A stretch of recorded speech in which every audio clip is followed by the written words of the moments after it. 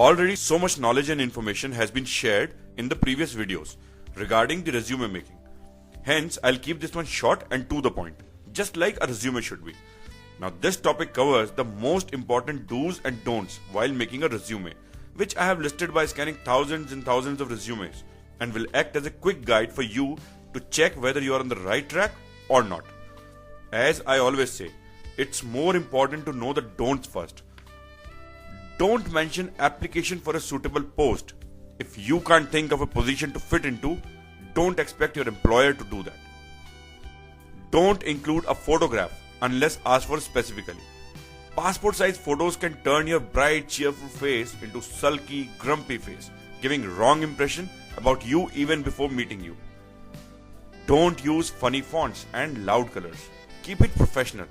Arial font with 14-point heading and 12-point text is most suitable. Don't put things in capital letters or bold or underline them. It implies that you are shouting and destroys the readability. Don't write chapters of the last company's work. You wish to sell yourself and not your previous companies. Don't give details of more than last 3 to 4 positions or companies you worked with. Don't mention schooling details if you have a professional degree. Obviously, you cleared all the schooling levels to have reached here. Now, don't include personal details like father's name, mother's name, etc. Employer has got nothing to do with all that. Don't put family history, as again it's unnecessary and irrelevant. Don't put things like nationality or languages known, as they are not required unless working abroad or a specific language is a job requirement. Don't mention salary details. If expected salary is asked specifically, mention negotiable or as per the market standards, else don't mention it too. And finally, don't photocopy while sending the hard copies. Always take a fresh print. Now let's see what we should do to create that perfect resume. Do quantify your achievements. Reduced cost by 30% sounds much better than responsible for cost reduction.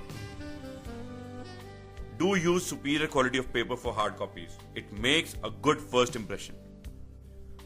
Do include a proper covering letter with a resume summary, as it's quite useful for the employer. Do address it to the hiring manager specifically if you know his name. Do proofreading 3 times at least before sending it.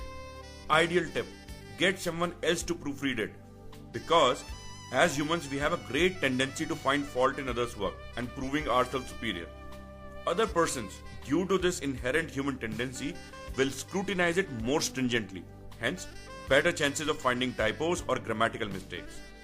And finally, do create a targeted resume and not one size fits all, because requirements may be different in different companies. Last but not the least, a resume can only get you an interview opportunity and not a job, so expect reasonably. Good luck.